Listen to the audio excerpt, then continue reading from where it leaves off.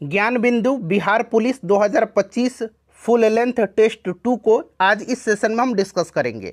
Hello friends, welcome to the success Kendra. Friends देखिए, आज इस सेशन में हम लोग बिहार पुलिस 19,838 पोस्ट के लिए ज्ञान बिंदु का फुल लेंथ टेस्ट नंबर 2 को हम लोग कवर करेंगे। इससे पहले मैंने आपको Gyan Bindu Bihar police full length test 1 को कंप्लीट करा दिया था। पूरे एक्सप्लेनेशन के साथ मैंने आपको कवर कराया हुआ है। अगर आपने नहीं देखा है तो जा करके देख लीजिएगा, लिंक आपको डिस्क्रिप्शन बॉक्स में मिल जाएगा। फ्रेंड्स देखिए, अगर आप चैनल पर पहली बार विजिट कर रहे हैं तो चैनल को सब्सक्राइब कर लीजिए और जो बगल में बेल आइकन है, घंटी का निशान है, उसको ज़रूर दबा लीजिएगा, ताकि जब भी इसी तरह का कोई भी इंपॉर्टेंट वीडियो बिहार पुलिस 2025 के लिए अपलोड किया जाए तो उसका नोटिफिकेशन सबसे पहले आपके पास पहुंच जाए। तो चलिए स्टार्ट करते हैं आज का सेशन। एक बार सभी लोग प्लीज़ पहले सेशन को लाइक कर दीजिए और जब इसको कंप्लीट देख लीजिएगा, पूरा देख लीजिएगा, तो इसे कम से कम एक ग्रुप में, किसी भी ग्रुप में, चाहे वो फेसबुक ग्रुप हो, व्हाट्सएप ग्रुप हो या फिर टेलीग्राम ग्रुप हो, वहाँ पर ज़रूर शेयर कर दीजिएगा। तो चलिए स्टार्ट करते हैं आज का सेशन। एक बार सभी लोग प्लीज़ पहले सेशन को लाइक कर दीजिए। चलिए अब शुरू करते हैं आज का सेशन हम लोग। तो फ्रेंड्स, जैसे मैंने आपको बताया है कि आज इस सेशन में हम लोग बिहार पुलिस 2025 के लिए ज्ञान बिंदु फुल लेंथ टेस्ट 2 को डिस्कस करेंगे। इससे पहले मैंने आपको Gyan Bindu Bihar police 2025 full length test 1 को कंप्लीट करा दिया था। अगर आपने नहीं देखा है तो ज़रूर देख लीजिएगा, लिंक आपको डिस्क्रिप्शन बॉक्स में मिल जाएगा। चलिए थोड़ा सा मैं जूम कर देता हूं फ्रेंड्स, ताकि प्रश्न आपको और स्पष्ट रूप से दिखाई दे। आज के सेशन का पहला प्रश्न पढ़ेंगे, यानी कि Gyan Bindu Bihar police full length test 2 का पहला प्रश्न है कि विलियम बेंटिक द्वारा निम्न में से किस सुधारक उपाय को लागू नहीं किया गया था। अगर आप आंसर पहले से जानते हैं तो आंसर कमेंट करते चलिएगा, इससे आपका रिवीजन होते चलेगा। और जो भी मैं आपको एक्सप्लेन करके एक्स्ट्रा फैक्ट्स बताऊंगा उसे आप ध्यानपूर्वक जरूर सुनिएगा। इससे क्या होगा कि इससे एक प्रश्न के साथ साथ आपके 2 से 3 प्रश्न जो हैं कवर होते चलेंगे। अब यहाँ पर ध्यान दीजिएगा, थोड़ा सा हम लोग विलियम बेंटिक के बारे में जान लेते हैं। देखिए फ्रेंड्स, 1833 ईस्वी का चार्टर एक्ट आपको याद होगा। 1833 ईस्वी का चार्टर एक्ट यानी कि चार्टर अधिनियम, ठीक है ना। 1833 ईस्वी के चार्टर एक्ट के द्वारा बंगाल के गवर्नर जनरल को भारत का गवर्नर जनरल बना दिया गया और इस प्रकार से भारत का पहला governor general Lord William Bentinck हुआ। अगर आपसे प्रश्न पूछा जाए कि भारत का पहला गवर्नर जनरल कौन हुआ, तो याद रखना है आपको, लॉर्ड विलियम बेंटिक हुआ था, ठीक है। अब यहाँ पर देख लीजिएगा, आपको अच्छे तरीके से याद होगा कि राजा राम मोहन राय के सहयोग से विलियम बेंटिक ने 1829 में सती प्रथा को समाप्त किया था। तो सती प्रथा का अंत किया था, बिल्कुल इसने ठगों का उन्मूलन, जी हाँ, इसने ठगों का उन्मूलन भी किया था। लॉर्ड विलियम बेंटिक ने कर्नल सलीमन की सहायता से 1830 ईस्वी तक ठगी प्रथा को समाप्त कर दिया था और साथ ही साथ इसने धर्म में परिवर्तन के कारण असमर्थताओं को दूर भी किया था। तो ये भी किया था इसने। और प्रश्न में पूछा गया है कि इसमें से जो है इसने किस सुधारक उपाय को लागू नहीं किया था। तो देखिए, इसने दास्ता का अंत जो है ये इसने नहीं किया था। दास्ता का अंत जो है यानी कि दास प्रथा को 1843 में जो है 1843 में जो है एलनब्रो के समय में इसको समाप्त किया गया था, इसको प्रतिबंधित किया गया था एलनब्रो के समय में। तो यहीं पूछा गया है कि विलियम बेंटिक द्वारा निम्न में से किस सुधारक उपाय को लागू नहीं किया गया था। तो ऑप्शन ए यहाँ पर राइट आंसर हो जाएगा, ठीक है। चलिए, यहाँ पर सब कुछ मैं आपको डिटेल में बताते चलूँगा, आप धैर्यपूर्वक सुनिए, ध्यानपूर्वक देखिए, आपका सब कुछ कवर हो जाएगा। देखिएगा, परामर्शदायी अधिकार क्षेत्र के अंतर्गत उच्चतम न्यायालय यानी कि सुप्रीम कोर्ट किसी विधि के प्रश्न पर या जनता के लिए विशेष महत्व के तथ्य पर परामर्श देता है जो उसे भेजा जाए।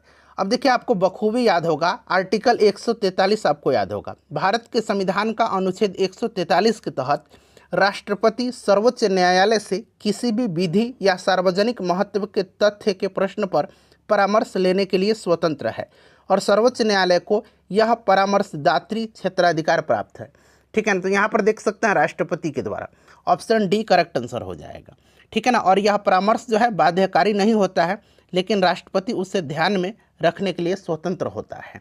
आर्टिकल 143, इसे भी आप ध्यान रखिएगा। और देखिए फ्रेंड्स, 2010 से लेकर के 2024 तक में बिहार पुलिस में जितने भी हिस्ट्री के प्रश्न पूछे गए हैं उसको मैंने एक ही सेशन में कवर कराया हुआ है। अगर आपने नहीं देखा है तो देख लीजिएगा, लिंक डिस्क्रिप्शन बॉक्स में मिल जाएगा। और इसी प्रकार से मैं सभी सब्जेक्ट को आपको कवर करवाऊंगा। चलिए अगला प्रश्न करेंगे कि धन विधेयक पारित करने के लिए राज्यसभा को कितना समय दिया जाता है धन विधेयक को पारित करने के लिए। तो देखिए, राज्यसभा को धन विधेयक को पारित करने के लिए 24 दिन का समय दिया जाता है। लोकसभा द्वारा पारित धन विधेयक को राज्यसभा में सिफारिश के लिए भेजा जाता है और राज्यसभा को इससे 14 दिनों के भीतर लोकसभा को वापस करना होता है, चाहे सिफारिश के साथ या बिना सिफारिश के।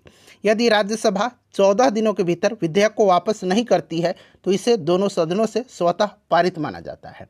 अच्छा, धन विधेयक को किस अनुच्छेद में परिभाषित किया गया है? तो अनुच्छेद 110 में इसको परिभाषित किया गया है। कोई भी विधेयक धन विधेयक है या नहीं, यह निर्णय कौन करता है? तो यह लोकसभा का स्पीकर करता है। तो ये सारे पॉइंट आप ध्यान रखिएगा, ठीक है। चलिए, उसके बाद देखिएगा कि निम्न में से कौन सा कथन गलत है। देखिए, बिहार पुलिस का लगभग सारा प्रीवियस ईयर क्वेश्चन पेपर मैंने कराया हुआ है, प्लेलिस्ट मैंने बना दिया है, चैनल पर चले जाइए, कम समय में आप बेहतरीन तरीके से रिवीजन कर लेंगे, ठीक है। चलिए, देखिएगा कि रक्त अम्लीय होता है। अच्छा, सबसे पहले रक्त का पीएच वैल्यू कितना होता है? तो हमने पढ़ा हुआ है कि रक्त का पीएच वैल्यू 7.4 होता है और पीएच स्केल पर जो है 7 से ज़्यादा जिसका पीएच वैल्यू होता है वो क्षारीय होता है और 7 से जिसका कम होता है वो अम्लीय होता है। तो आप बता दीजिए कि रक्त क्या होता है? रक्त क्षारीय होता है। तो यहाँ पर दिया गया रक्त अम्लीय होता है, जो कि गलत है, ठीक है ना। प्रश्न में यही पूछा गया कौन सा कथन गलत है, तो ऑप्शन ए ही आपको गलत मिल गया। अच्छा, अगला देखिए, पित्त रस का स्राव यकृत के द्वारा होता है। बिल्कुल, जो आपका बाइल जूस होता है, पित्त रस होता है, इसका स्राव यकृत द्वारा होता है। ये प्रश्न पूछा भी जाता है कि पित्त रस का स्राव किसके द्वारा होता है? तो यकृत के द्वारा। अच्छा, अमाशयी रस में HCl होता है, हाइड्रोक्लोरिक अम्ल होता है, बिल्कुल ये सही है, ये वाला गलत है। पित्त रस क्षारीय होता है, बिल्कुल पित्त रस क्षारीय होता है। इसका पीएच वैल्यू 7.5 से अधिक होता है, कहीं कहीं 8.6 तक भी पहुंच जाता है, ठीक है ना। तो ये ऑप्शन ए राइट आंसर हो जाएगा। आगे ये प्रश्न मिलेगा आपको, ठीक है ना, कि पित्त रस क्षारीय होता है, आगे प्रश्न मिलेगा। देखिए, अस्पष्ट प्रतिध्वनि तभी सुनी जा सकती है जब परावर्तन सतह की ध्वनि स्रोत से न्यूनतम दूरी हो। लगभग कितना दूरी होनी चाहिए? तो फ्रेंड्स, ये 17 मीटर होना चाहिए, ठीक है। ये तो ध्वनि से संबंधित हो गया। अच्छा, आपने पढ़ा होगा कि स्पष्ट देखने के लिए जो न्यूनतम दूरी होती है वो कितनी होती है? तो ये 25 सेंटीमीटर होती है। न्यूनतम दूरी स्पष्ट देखने के लिए ये 25 सेंटीमीटर होती है और स्पष्ट प्रतिध्वनि सुनने के लिए परावर्तक सतह और ध्वनि स्रोत की न्यूनतम दूरी आपका 17 मीटर होता है, ठीक है ना। चलिए, और मैंने ध्वनि के बारे में आपको बताया हुआ है कि ध्वनि जो होता है ना, इसको संचरण के लिए माध्यम की आवश्यकता होती है और ध्वनि निर्वात में गमन नहीं करता है, ठीक है ना। चलिए, नेक्स्ट क्वेश्चन करेंगे कि संविधान के लागू होने के समय निम्न आदर्शों में से किसको प्रस्तावना में सम्मिलित नहीं किया गया था? अब आप इसको आसानी से बना सकते हैं। यहाँ पर आप देख सकते हैं समाजवादी शब्द को शामिल नहीं किया गया था। जो 42वां संविधान संशोधन हुआ था कब? तो 1976 में। आपको याद होगा कि 42वां संविधान संशोधन 1976 के द्वारा जो है समाजवादी, पंथ निरपेक्ष और अखंडता शब्द को जोड़ा गया था। तो ये समाजवादी बाद में जोड़ा गया है, ठीक है ना। तो कौन सा जो है प्रस्तावना में सम्मिलित नहीं किया गया था संविधान लागू होने के समय? तो समाजवादी। इसको 1976 में 42वां संविधान संशोधन के तहत जोड़ा गया था, ठीक है। चलिए, उसके बाद देखिएगा कि ब्रिटिश शासन अधीन भारतीय गरीबी और अर्थव्यवस्था पर दादा भाई नौरोजी द्वारा कौन सी पुस्तक लिखी गई थी? अच्छा, दादा भाई नौरोजी के बारे में मैंने आपको प्रीवियस सेशन में बताया हुआ था कि दादा भाई नौरोजी ब्रिटिश संसद के सदस्य बनने वाले पहले भारतीय थे। यह 1892 में जो है आम चुनाव में फिन्सबरी सेंट्रल में लिबरल पार्टी के लिए चुने गए थे, ठीक है ना। लिबरल पार्टी से इन्होंने चुनाव लड़ा था और ध्यान रखना है, इनको जो है the grand old man of India के नाम से जाना जाता है और इनकी पुस्तक है poverty and un British rule in India. तो ध्यान रखना, आपको ऑप्शन सी यहाँ पर करेक्ट आंसर हो जाएगा। चलिए, उसके बाद देखिएगा कि पृथ्वी के कुल सतह क्षेत्र का लगभग कितने प्रतिशत भाग जलमंडल यानी कि हाइड्रोस्फीयर में शामिल है? तो फ्रेंड्स, ये 71%।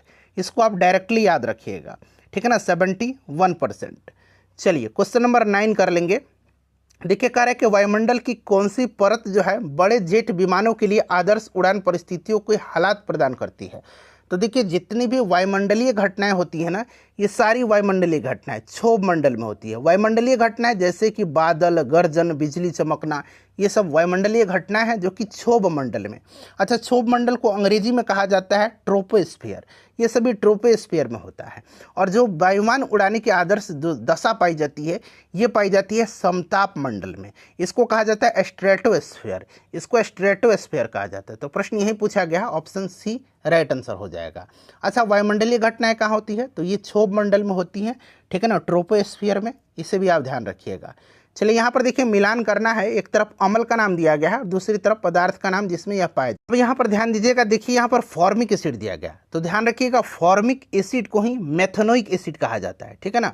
यहाँ पर मैं लिख देता हूँ मेथेनोइक अम्ल किसको कहा जाता है? फॉर्मिक अम्ल को ही मेथेनोइक अम्ल कहा जाता है। और कभी कभी आपने पढ़ा होगा कि चींटी के डंक में कौन सा एसिड पाया जाता है, तो ज़्यादातर फॉर्मिक एसिड दिया जाता है, बट कभी कभी ऑप्शन में मेथेनोइक एसिड दे देगा। तो दोनों याद रखना आपको, फॉर्मिक या मेथेनोइक, ठीक है ना। अच्छा, कैल्शियम हाइड्रोक्साइड, तो ये कैल्शियम हाइड्रोक्साइड आपका क्या हो जाएगा?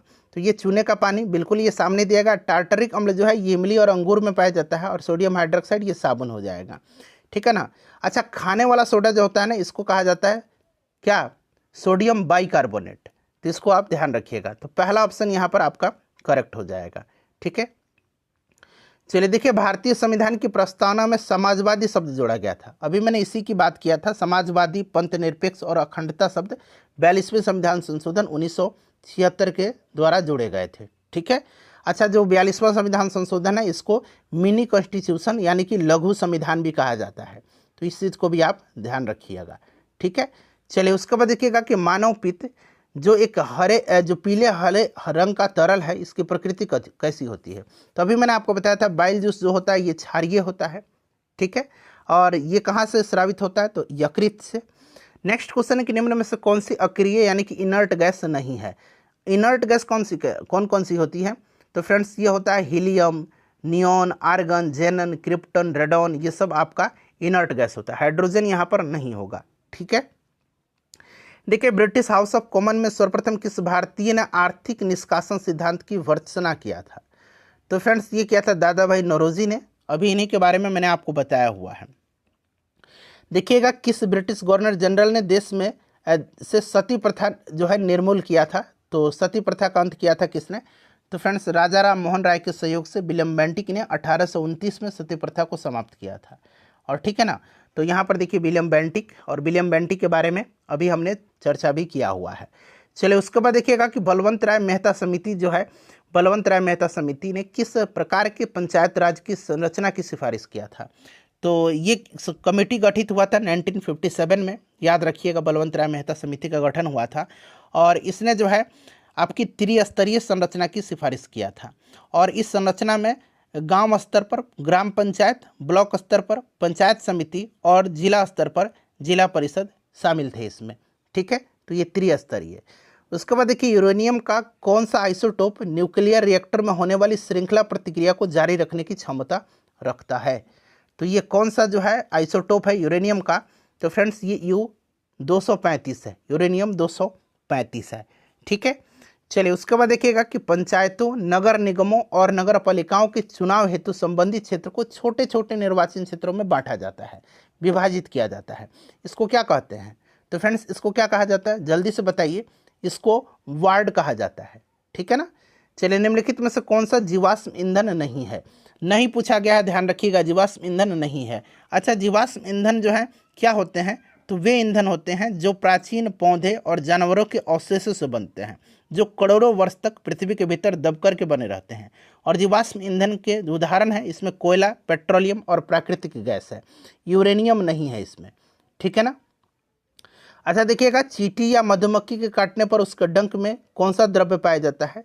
तो अभी हमने जो है बताया आपको कि फॉर्मिक एसिड, फॉर्मिक अम्ल या मेथेनोइक अम्ल या मेथेनोइक अम्ल, दोनों अम्ल आपको याद रखना है, फॉर्मिक अम्ल या मेथेनोइक अम्ल, ठीक है ना। चलिए उसके बाद देखिएगा, और देखिए ऑक्जेलिक अम्ल जो है ये टमाटर में पाया जाता है, टमाटर में ऑक्जेलिक अम्ल पाया जाता है, ठीक है ना। चलिए लोहे पर कलई के लिए निम्नलिखित में से किस धातु का उपयोग किया जाता है जिससे कि इसके क्षय को रोका जा सके?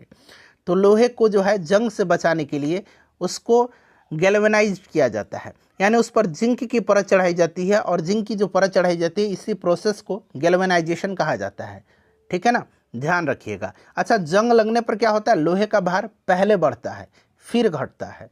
चलिए उससे देखिएगा इनमें से राजनीतिक दल कौन है। अच्छा, राष्ट्रीय राजनीतिक दल यानी कि राष्ट्रीय राजनीतिक पार्टी की बात करते हैं तो वर्तमान में 6 पार्टी हैं भारत में राष्ट्रीय राजनीतिक पार्टी। सबसे पहले तो एक भारतीय राष्ट्रीय कांग्रेस हो गया, दूसरा आपका भारतीय जनता पार्टी हो गया, तीसरा बहुजन समाज पार्टी हो गया, चौथा कम्युनिस्ट पार्टी ऑफ इंडिया मार्क्सवादी हो गया, पांचवा आम आदमी पार्टी हो गया और छठा नेशनल पीपुल्स पार्टी हो गया। तो इसमें से देखिए बहुजन समाज पार्टी जो है ये राष्ट्रीय राजनीतिक दल है वर्तमान में भारत में। ठीक है। अच्छा, अगला प्रश्न है कि राष्ट्रीय शिक्षा नीति 1986 का उद्देश्य क्या नहीं था। सभी ऑप्शन को ध्यानपूर्वक पढ़िए, फिर मैं डायरेक्टली मैं आपको आंसर बता दूंगा। चूंकि लंबा यहाँ पर ऑप्शन दिया गया है तो राइट आंसर हो जाएगा सिर्फ शिक्षा उनके लिए है जो इसमें रुचि रखते हैं। ऑप्शन सी यहाँ पर करेक्ट हो जाएगा, यहाँ पर नहीं लगा हुआ है प्रश्न में, ध्यान से पढ़िएगा। चलिए देखिएगा कि भारत के किस प्रधानमंत्री ने श्रीलंका में भारतीय शांति सेना भेजी थी। तो भारतीय शांति सेना को श्रीलंका में भेजा था राजीव गांधी ने। ऑप्शन सी करेक्ट आंसर हो जाएगा। नेक्स्ट क्वेश्चन है कि इनमें से कौन सी घटना द्वितीय विश्व युद्ध का परिणाम नहीं है। द्वितीय विश्व युद्ध का परिणाम, अच्छा द्वितीय विश्व युद्ध का तात्कालिक कारण मैंने बताया था पोलैंड पर जर्मनी का आक्रमण। ये चला था कब, तो 1939 से लेकर के 1945 तक चला था। ठीक है ना। और देखिए इसमें से इसका परिणाम नहीं है तो राष्ट्र संघ का गठन, लीग ऑफ नेशन का गठन मैंने बताया था कि ये प्रथम विश्व युद्ध के बाद हुआ था। कब हुआ था लीग ऑफ नेशन का गठन, तो फ्रेंड्स 10 जनवरी 1920 को हुआ था, 10 जनवरी 1920 को। तो ये आपका हो जाएगा। चलिए उसके बाद देखिए तमिलनाडु में शीतकालीन वर्षा का कारण क्या है। तमिलनाडु में शीतकालीन वर्षा का कारण क्या है, तो इस वर्षा का कारण जो है कौन सा है, तो फ्रेंड्स यहाँ पर ध्यान रखिएगा राइट आंसर जो हो जाएगा वो आपका कौन सा हो जाएगा बताइए। करेक्ट आंसर क्या हो जाएगा, जल्दी से आंसर कमेंट करिए। करेक्ट आंसर यहाँ पर कौन सा हो जाएगा फ्रेंड्स। तो फ्रेंड्स देखिए ये होता है उत्तर पूर्व व्यापारिक पवन, जिसको कि उत्तरी पूर्वी मानसून के रूप में जाना जाता है। ठीक है ना। तो उत्तर पूर्व मानसून यहाँ पर करेक्ट आंसर हो जाएगा, इसको आप ध्यान रखिएगा। ठीक है फ्रेंड्स। चलिए नेक्स्ट क्वेश्चन है हमारा कि अश्व यदि एकाएक चलना प्रारंभ कर दे तो अश्वारोही के पीछे की तरफ गिरने की आशंका का कारण क्या है। तो ये आपका विश्राम जड़त्व है। ठीक है ना। एक विश्राम जड़त्व होता है, एक गति जड़त्व होता है। तो जब ब्रेक लगाया जाता है तब हम लोग आगे की तरफ झुक जाते हैं, ये आपका गति जड़त्व के कारण होता है। और जब एकाएक चलना प्रारंभ कर देता है कोई गाड़ी तो हम पीछे की तरफ झुक जाते हैं, ये आपका विश्राम जड़त्व के कारण होता है। चलिए उसके बाद नेक्स्ट क्वेश्चन देखेंगे कि हाँ ये देखिए अगला प्रश्न क्या पूछा गया है कि निम्न में से कौन सा कथन सही नहीं है। अब देखिए 1971 में दहेज निरोध अधिनियम बना था, नहीं दहेज निरोध अधिनियम 1971 में नहीं बना था, ये बना था 1961 में। तो पहला ही आपका गलत दे दिया गया है, बाकी जितने भी यहाँ पर सही दिए गए हैं। ठीक है ना। तो पूछा गया कौन सा कथन सही नहीं है, तो ऑप्शन ए। चलिए देखिए संविधान अपने नागरिकों को कौन सा अधिकार की गारंटी देता है, और आपने पढ़ा होगा कि जो आर्टिकल 20 है और आर्टिकल 21 है, ठीक है ना, ये आपातकाल के दौरान स्थगित नहीं होते हैं। ठीक है। तो यहाँ पर देखिएगा अभिव्यक्ति की स्वतंत्रता, श्रम का अधिकार, शोषण का अधिकार, समानता का अधिकार। पूछा गया है कि नागरिकों को कौन सा अधिकार की गारंटी देता है, तो स्वतंत्रता का अधिकार देता है बिल्कुल, समानता का अधिकार भी देता है, अभिव्यक्ति की स्वतंत्रता का। ठीक है ना। श्रम का अधिकार नहीं है और शोषण का अधिकार नहीं, शोषण के विरुद्ध अधिकार है। ठीक है ना। शोषण का अधिकार नहीं, शोषण के विरुद्ध अधिकार। तो यहाँ पर केवल 1 और 2 राइट आंसर हो जाएगा। देखिए निम्नलिखित में से विधान परिषद किस राज्य में नहीं है। अच्छा विधान परिषद वर्तमान में 6 राज्यों में है। कौन कौन से राज्य हैं, तो यहाँ पर मैं आपको बता देता हूँ। आंध्र प्रदेश है, तेलंगाना है, उत्तर प्रदेश है, बिहार है, महाराष्ट्र है और कर्नाटक है। ठीक है, आपको ध्यान रहेगा। तो यहाँ पर गुजरात में नहीं है। किस आंदोलन के दौरान महात्मा गांधी ने असहयोग आंदोलन का नारा दिया था, तो फ्रेंड्स देखिए इन्होंने दिया था असहयोग आंदोलन का नारा खिलाफत आंदोलन के दौरान। और असहयोग आंदोलन स्टार्ट हुआ था कब, तो 1920 में। ठीक है, इसको आप ध्यान रखिएगा। चलिए उसके बाद देखिएगा कि वायुमंडलीय परत जो सूर्य के परावैंगनी विकिरणों से हमारी रक्षा करती है वह कौन सा है बताइए। तो ये ओजोन मंडल है।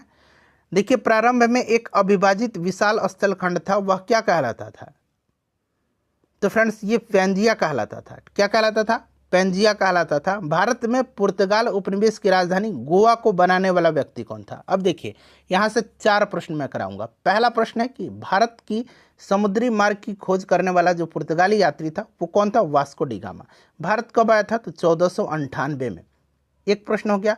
दूसरा पुर्तगाली जो उपनिवेश था उसका पहला वायसराय कौन था? तो फ्रांसिस्को द अल्मेडा था। ये अल्बुकर्क जो था दूसरा वायसराय था फ्रांसीसियों का, और इसने जो है आपको ध्यान रखना है, अल्बुकर्क ने जो है, ध्यान रखिएगा फ्रेंड्स, देखिए 1510 में जो है इसने गोवा जीता था। किससे? तो आदिल शाह से, इसने बीजापुर के सुल्तान आदिल शाह से इसने गोवा जीता था और उसको पुर्तगाली साम्राज्य में शामिल कर लिया था। और राजधानी को गोवा बनाया था ये नीनो डी कुन्हा ने। नीनो डी कुन्हा ने 1530 में इसने राजधानी कोचीन से गोवा को जो है बनाया था, मतलब कोचीन से गोवा स्थानांतरित किया था। ठीक है, तो ऑप्शन डी होगा। और फ्रांसिस्को द अल्बुकर्क ने गोवा जीता था। क्लियर? तो दोनों चीज़ें अलग हैं। जीता था अल्बुकर्क ने, राजधानी बनाया था 1530 में नीनो ड कुन्हा ने, कोचीन से गोवा को राजधानी स्थानांतरित किया था। चलिए देखिए, पर्यावरण के जैविक और अजैविक घटकों के अंतर संबंध का अध्ययन क्या कहलाता है? तो फ्रेंड्स इसको कहा जाता है इकोलॉजी, यानी कि पारिस्थितिकी कहा जाता है। और इकोलॉजी शब्द का प्रयोग सबसे पहले जो है आपको याद होगा अर्नेस्ट हैकल ने किया था। किसने किया था? 1866 में अर्नेस्ट हैकल ने। मैं यहाँ पर लिख देता हूँ, ये प्रश्न बिहार पुलिस में पूछा भी है। अर्नेस्ट हैकल ने किया था। किसने किया था? अर्नेस्ट हैकल ने किया था। ठीक है, यहाँ पर पारिस्थितिकी हो जाएगा। चलिए, द्वितीय महायुद्ध के अंतिम चरण में परमाणु बम विस्फोट से कौन सा शहर सबसे ज़्यादा प्रभावित हुआ था?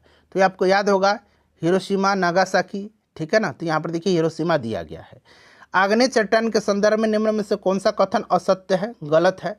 तो यहाँ पर देखिएगा मैग्मा के ठंडे होने के कारण बना है, बिल्कुल। इसे परतजान चट्टान भी कहते हैं। नहीं, इसको परतदार नहीं कहा जाता है, अवसादी चट्टान को परतदार कहा जाता है। सील और डाइक पाए जाते हैं। ग्रेनाइट और बेसाल्ट अग्निशैल के उदाहरण है। सही है, पूछा गया असत्य कौन सा है? तो ऑप्शन बी। नेक्स्ट क्वेश्चन हमारे, किसी राज्य के राज्यपाल के संबंध में कौन सा कथन गलत है? राज्यपाल के संबंध में तो सबसे पहले तो आपको आर्टिकल याद होगा, आर्टिकल 155। ठीक है ना, आर्टिकल 155 के तहत राष्ट्रपति इसकी नियुक्ति करता है। ठीक है, राज्यपाल केंद्र सरकार के द्वारा नामित होता है। राज्यपाल का चुनाव संसद करती है? नहीं, ये गलत दिया गया है, संसद नहीं करती है। इसकी नियुक्ति अनुच्छेद 155 के तहत राष्ट्रपति करते हैं। राष्ट्रपति के प्रसाद पर्यंत यह पद धारण करता है। ठीक है ना, ऑप्शन बी यहाँ पर राइट आंसर हो जाएगा। बाकी यहाँ पर आप देख सकते हैं सारे सही दिए गए हैं ना। 2 या 2 से अधिक राज्यों के लिए राज्यपाल हो सकता है एक ही व्यक्ति। चलिए, 39 नंबर है कि मानव शरीर के किस अंग में रुधिर ऑक्सीजन युक्त होता है? ऑक्सीजन युक्त रुधिर या बायां लिंग में होता है। ठीक है ना, और फेफड़ा में भी होता है ऑक्सीजन युक्त, बिल्कुल होता है। ठीक है ना, मानव शरीर में जो रक्त ऑक्सीजन युक्त होती है वो फेफड़ा में होती है और ये बायां लिंग में पहुंचता है। उसके बाद देखिएगा कि भारत के संविधान निर्माताओं ने निम्न में से कौन सा लक्षण अमेरिका के संविधान से ग्रहण किया है? तो मौलिक अधिकार आपको याद होगा, फंडामेंटल राइट भाग 3 में है, अनुच्छेद 12 से लेकर के 35 तक में, ये आपको बखूबी याद होगा। न्यायिक समीक्षा भी है, न्यायिक पुनरावलोकन। ठीक है ना, और सर्वोच्च न्यायालय के न्यायाधीश को पद से हटाने की प्रक्रिया, ये भी है। तो उपरोक्त सभी राइट आंसर हो जाएगा। चलिए, उसके बाद देखिए, निम्नलिखित में से किसने ब्रिटिश सरकार के प्रशासनिक कार्य संपादन को सरल बनाने के लिए जो है भारत में शिक्षा के माध्यम के रूप में अंग्रेजी का आरंभ किया था? तो फ्रेंड्स ये किसने किया था? तो ये किया था लॉर्ड मैकाले ने। लॉर्ड मैकाले ने किया था शिक्षा का माध्यम अंग्रेजी। 1835 में मैकाले ने शुरू किया था। ठीक है ना, मैकाले के द्वारा बाद में कानून का वर्गीकरण भी किया गया है, ये चीज़ ध्यान रखिएगा। और विलियम बेंटी के समय में मैकाले की अनुशंसा पर अंग्रेजी को शिक्षा का माध्यम बनाया गया था। लॉर्ड मैकाले हो जाएगा। देखिएगा कि नियत आयतन पर गैस की इकाई द्रव्यमान का तापमान 1 डिग्री सेल्सियस बढ़ाने के लिए आवश्यक ऊष्मा की मात्रा क्या कहलाती है? तो फ्रेंड्स उसको कहा जाता है नियत आयतन पर विशिष्ट ऊष्मा। यहाँ पर देखिए विशिष्ट ऊष्मा तो होता है बट नियत आयतन पर। ठीक है, यहाँ पर देखिए नियत आयतन पर। चलिए, उसके बाद देखिएगा कि निम्न में से जब मैथिली शरण गुप्त की रचना नहीं है? तो देखिए इसमें से साकेत है, भारत भारती है, पंचवटी है। याद रखिएगा ये सभी मैथिली शरण गुप्त की रचनाएं हैं। पथिक नहीं है। पथिक जो है ये किसकी रचना है? तो पथिक जो है ये रामनरेश त्रिपाठी की रचना है। रामनरेश त्रिपाठी। पथिक जो है ये रामनरेश त्रिपाठी की रचना है। ठीक है ना, रामनरेश त्रिपाठी की रचना है पथिक। चलिए, निम्न में से कौन सा मूल अधिकार आपातकाल के समय भी निलंबित नहीं हो सकता? मैंने बताया था आर्टिकल 20 और आर्टिकल 21 ये निलंबित नहीं होते हैं।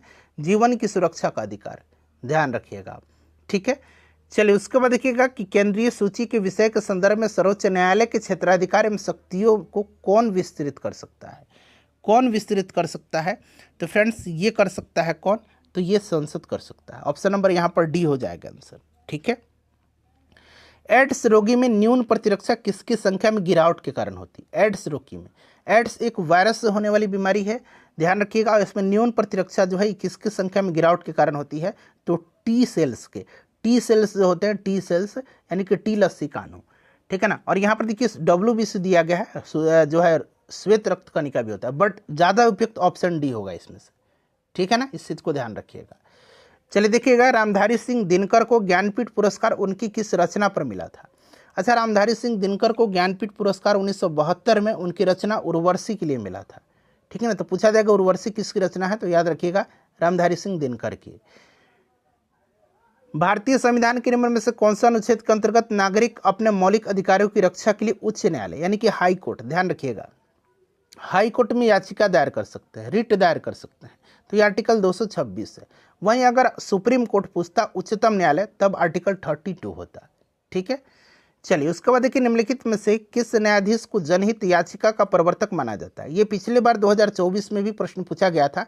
ये PN भगवती को माना जाता है। जो पील होता है, पब्लिक इंटरेस्ट लिटिगेशन, यानी कि जो जनहित याचिका है, इसको जनक माना जाता है भारत में जस्टिस PN भगवती को। चलिए उसके बाद देखिए, कौन सा भारत के राष्ट्रपति की क्षमादान की शक्ति का सिद्धांत नहीं है? यहाँ पर देखिए नहीं पूछा गया। देखिए शक्ति का प्रयोग राष्ट्रपति के द्वारा केंद्रीय मंत्रिमंडल की सलाह पर किया जाएगा, ठीक है। उसके बाद देखिए अगला ऑप्शन जो दिया गया है, राष्ट्रपति पुनः प्रमाणों की परीक्षण कर सकता है, सही है। दया के लिए याचिकाकर्ता को राष्ट्रपति के समक्ष मौखिक सुनवाई का अधिकार है, ये गलत दिया गया है, बाकी ये भी सही है। गुट निरपेक्ष आंदोलन, जिसको कि हम लोग नाम बोलते हैं नॉन अलाइंग मूवमेंट, ठीक है ना, इसका पहला शिखर सम्मेलन कब और कहाँ हुआ था? तो देखिए इसका पहला शिखर सम्मेलन जो है बेलग्रेड में हुआ था 1961 में, 1961 में, ठीक है। चलिए देखिएगा, 1961 में पहली बार दोनों सदनों के गतिरोध दूर करने के लिए संयुक्त अधिवेशन जो है किस विधेयक के लिए बुलाया गया? अब तक 3 बार संयुक्त अधिवेशन बुलाया गया। कितनी बार? 3 बार। पहली बार बुलाया गया था 1961 में, जो कि प्रश्न में पूछा गया है। ये बुलाया गया था दहेज निरोधक कानून के लिए, तो यहाँ पर देखिए दहेज निरोधक विधेयक। दूसरा बुलाया गया था 1977 में, मैं यहाँ पर लिख देता हूँ, ठीक है ना, बैंकिंग सेवा आयोग विधेयक के लिए। तीसरा बुलाया गया था 2002 में, किसके लिए? आतंकवाद निरोधक विधेयक के लिए, ठीक है ना, तीनों ध्यान रखिएगा। चलिए निम्न में से कौन से पादप समूहों में दोनों बीजाणुभिद और युग्मकोभिद प्रवस्था बहुकोशिकीय तथा मुक्त जीवी होती है? तो एक तो यहाँ पर जो है टेरिडोफाइटा क्लियर है, और यहाँ पर एक ब्रायोफाइटा हो जाएगा। टेरिडोफाइटा तो एकदम 100% है, ठीक है ना। गति के तीसरे नियम के अनुसार बल एवं प्रतिबल, तो देखिए गति के तीसरे नियम के अनुसार, गति का जो तीसरा नियम है, न्यूटन का तीसरा नियम, प्रतिक्रिया के बराबर तथा विपरीत प्रतिक्रिया होती है, विपरीत दिशा में अलग अलग वस्तुओं पर कार्य करते हैं। गुलबदन बेगम ने किसके कहने पर हुमायूंनामा लिखा था? अच्छा, गुलबदन बेगम जो थी ये सम्राट अकबर की बुआ थी, मतलब कहने का मतलब है कि ये बाबर की बेटी थी और हुमायूं की सौतेली बहन थी, और अकबर के कहने पर जो है इसने हुमायूंनामा लिखा था, ठीक है ना, अपना भतीजे अकबर के कहने पर। देखिए सूर्य सहित सभी तारों में ऊर्जा का स्रोत क्या है? तो नाभिकीय संलयन तो आपने पढ़ा ही होगा, हाइड्रोजन नाभिकों का हीलियम नाभिकों में संलयन, ठीक है, तो ऑप्शन सी राइट आंसर हो जाएगा। मुद्रा के आंतरिक मूल्य का अर्थ क्या है? तो इसका अर्थ होता है मुद्रा की क्रय शक्ति।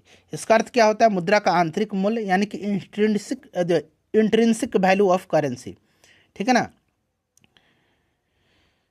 तो ऑप्शन सी हो जाएगा। उसके बाद देखिएगा, हरित गृह गैसों का पृथ्वी पर वायुमंडल के औसत तापमान पर क्या प्रभाव पड़ता है? अच्छा, जो हरित गृह गैस है, जिसको ग्रीन हाउस गैस कहा जाता है, ये पृथ्वी के वायुमंडल में मौजूद होती हैं और सूर्य से आने वाली गर्मी को रोक करके रखती है। इससे निश्चित रूप से जो है तापमान बढ़ता है, ठीक है ना। और जो आपके ग्रीन हाउस गैस हैं कौन कौन से? एक तो जलवाष्प हो गया, कार्बन डाइऑक्साइड हो गया, मीथेन हो गया, नाइट्रस ऑक्साइड हो गया, N2O नाइट्रस ऑक्साइड, ठीक है ना। उसके बाद CFC हो गया, जिसको कि क्लोरोफ्लोरोकार्बन बोला जाता है, और एक ओजोन हो गया। तो ये सभी आपकी ग्रीन हाउस गैसें हैं, ध्यान रखना आपको। देखिए निम्न में से कौन सी संस्था पंचवर्षीय योजनाओं की क्रियान्वित करने के लिए जिम्मेदार थी? क्रियान्वित करने के लिए, तो ये योजना आयोग था। योजना आयोग का गठन कब किया गया था? 1950 में, ठीक है ना। योजना आयोग को लागू हुआ था 15 मार्च 1950 को, ठीक है, ध्यान रखिएगा। और इसका स्थान पर अब 1 जनवरी 2015 से नीति आयोग का स्थापना किया गया है। देखिए कार्बोहाइड्रेट के विभिन्न प्रकारों के संदर्भ में निम्नलिखित पर विचार करिए। कथन चुनना है, 3 दिया गया, कौन कार्बोहाइड्रेट है? तो यहाँ पर मंड और शर्करा ये कार्बोहाइड्रेट है। अमीनो एसिड जो है ये कार्बोहाइड्रेट नहीं, ये प्रोटीन है, ठीक है ना। तो यहाँ पर देख सकते हैं 2 और 3 निश्चित रूप से आंसर में होगा 2 और 3। देखिए श्वेत रक्त कोशिकाएं, जिसको कि WBC कहा जाता है, अथवा कणिकाएं निम्नलिखित में से क्या कार्य करती हैं? तो फ्रेंड्स ये करती हैं आपका रोगाणुओं का नाश। अच्छा, जो WBC है इसको एक और नाम से जाना जाता है, RBC को भी एक अलग नाम से जाना जाता है, और जो प्लेटलेट्स होता है, प्लेटलेट्स, उसको भी एक अलग नाम से जाना जाता है। कभी कभी क्या होता है, RBC को दे देता है एरिथ्रोसाइट, एरिथ्रोसाइट्स, यहाँ में लिख दो, साइट्स सब में लगेगा, ठीक है ना, साइट्स जो है ये सब में लगता है, एरिथ्रोसाइट्स। WBC को ल्यूकोसाइट, WBC को ल्यूकोसाइट कहा जाता है, और प्लेटलेट को कहा जाता है थ्रोम्बोसाइट। थ्रोम्बोसाइट तो सब में लगा हुआ है, थ्रोम्बोसाइट, ठीक है ना, थ्रोम्बोसाइट्स। तो ध्यान रखिएगा, कभी कभी RBC की जगह एरिथ्रोसाइट दे देगा। एरिथ्रोसाइट का कार्य पूछेगा तो आपको याद रखना है कि ऑक्सीजन का वहन करता है। दे देगा आपका ल्यूकोसाइट का कार्य, तो रोगाणुओं का नाश हो जाएगा, जैसे कि ऑप्शन सी में दे रखा है, ठीक है। देखिए, खाद्य पदार्थों में मिलाए जाने के बाद अपनी श्वसन प्रक्रिया में खमीर यानी कि ईस्ट निम्नलिखित में से क्या उत्पादित करते हैं? तो ये CO2, कार्बन डाइऑक्साइड, ठीक है ना। देखिए, कोशिका में उपस्थित प्लाज्मा झिल्ली निम्नलिखित में से किससे बनी होती है, किसके निर्मित होती है? ये जो प्लाज्मा मेम्ब्रेन या सेल मेम्ब्रेन है, ये प्रोटीन और लिपिड की बनी होती है, तो A और C यहाँ पर राइट आंसर हो जाएगा। उसके बाद देखिए, अगला प्रश्न है हमारा कि इंडोसाइटोसिस का संबंध निम्नलिखित में से किससे है? इंडोसाइटोसिस का संबंध बताइए, इंडोसाइटोसिस का संबंध जो है किससे है? तो फ्रेंड्स, यह किसी कोशिका के बाह्य पर्यावरण से अपना भोजन तथा अन्य पदार्थ ग्रहण करने की प्रक्रिया है, ठीक है। चलिए, उसके बाद देख लीजिएगा कि नेटल पौधे के पत्तों को छूने पर डंक जैसा दर्द होता है, यह दर्द किस अम्ल के स्राव के कारण होता है? तो फ्रेंड्स, ये होता है आपके किसके कारण से? मेथनोइक अम्ल के कारण से। मैंने बताया था ना, इसको मेथनोइक फॉर्मिक एसिड को कहा जाता है। उसके बाद देखिए, निम्नलिखित में से कौन कोशिका की अंतरोष्मी, देखिए, एंडोधर्मिक क्रियाओं के परिचालन के लिए ईंधन की तरह प्रयुक्त होती है? तो फ्रेंड्स, ये होती है ATP, ठीक है ना। ATP को कोशिका की ऊर्जा मुद्रा, एनर्जी करेंसी के रूप में जाना जाता है। अगर प्रश्न पूछा जाए एनर्जी करेंसी, ऊर्जा मुद्रा कोशिका की किसको कहा जाता है? तो ATP को। उसके बाद देखिए, मानव मस्तिष्क के संदर्भ में निम्नलिखित युग्मों पर विचार करिए। अग्र मस्तिष्क, अब देखिए यहाँ पर, और पश्च मस्तिष्क, उल्टा दे दिएगा। अग्र मस्तिष्क क्या है? ये मनुष्य का मेन ब्रेन होता है, जो कि सोचने की क्षमता रखता है, और पश्च मस्तिष्क अनैच्छिक क्रियाओं के लिए जिम्मेदार होता है। तो न तो एक होगा और न ही दो, ठीक है ना। चलिए, उसके बाद देखिएगा, एक उपभोक्ता स्तर से दूसरे उपभोक्ता को जैव मात्रा का कितना प्रतिशत भाग स्थानांतरित होता है? तो लिंडमैन साहब जो है ना, इन्होंने कहा था कि 10% होता है, ठीक है, एक पोषीय स्तर से दूसरे पोषीय स्तर पर ऊर्जा का हस्तांतरण, ठीक है। देखिएगा, आपतन कोण परावर्तन कोण के बराबर होता है एवं आपतित किरण दर्पण के आपतन बिंदु पर अभिलंब तथा परावर्तित किरण सभी एक ही तल में होते हैं। ये प्रकाश के परावर्तन का नियम है, याद आ गया आपको? देखिए, ऑप्शन बी हो जाएगा। चलिए, उसके बाद अगला प्रश्न करेंगे 70 नंबर। प्रश्न क्या है कि हाल ही में दिल्ली में लागू की गई PM श्री योजना किस क्षेत्र से संबंधित है? तो देखिए, PM श्री योजना जो है ये दिल्ली में लागू की गई है, ध्यान रखिएगा आप, ठीक है ना। अगर पूछा जाए तो दिल्ली में, और ये शिक्षा से संबंधित है।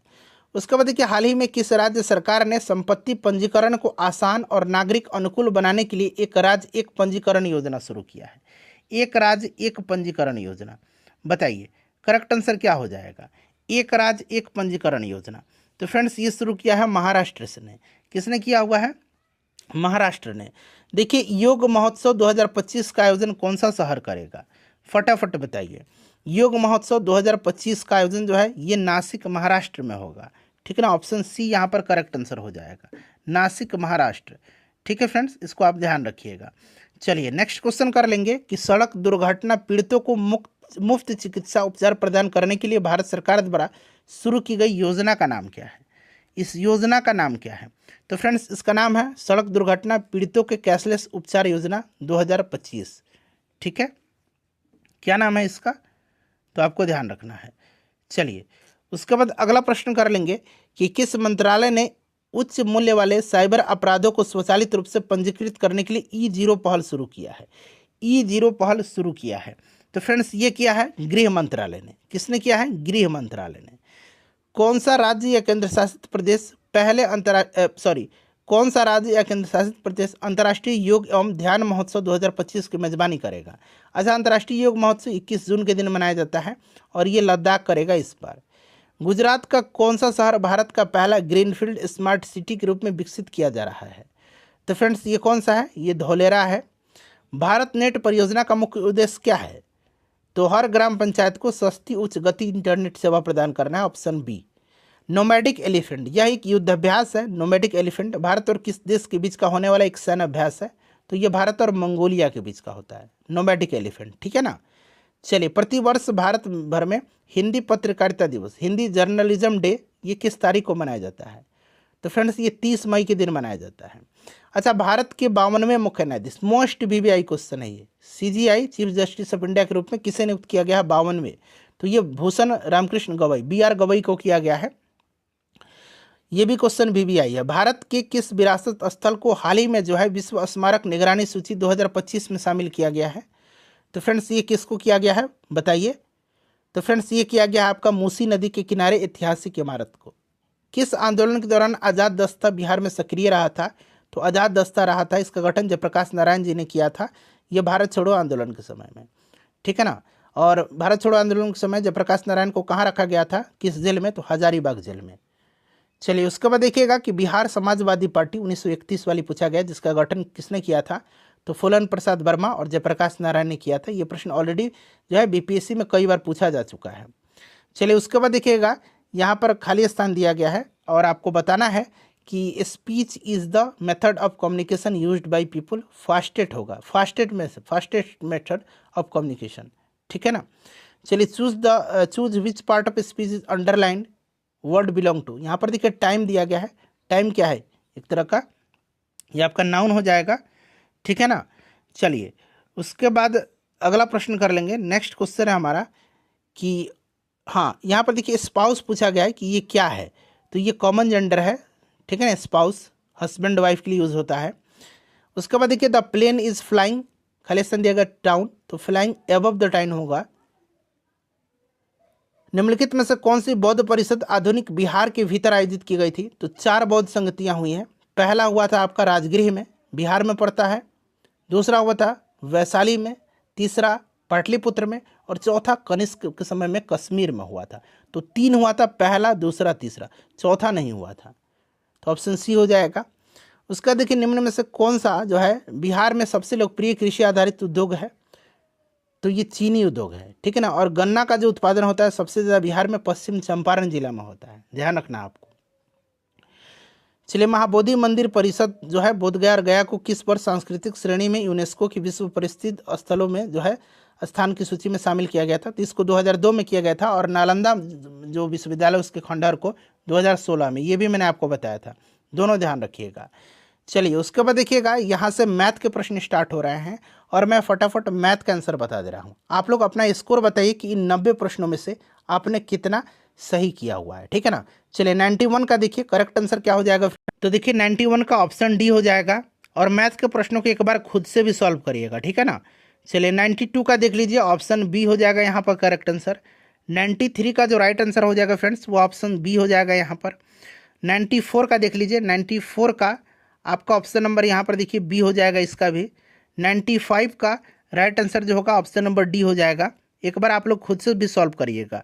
देखिए 96 का जो करेक्ट आंसर हो जाएगा फ्रेंड्स, वो आपका ऑप्शन नंबर सी हो जाएगा। 97 का देखिए, 97 का करेक्ट आंसर 42 हो जाएगा। 98 का ऑप्शन ए हो जाएगा। 99 का जो राइट आंसर हो जाएगा वो आपका 1/r हो जाएगा।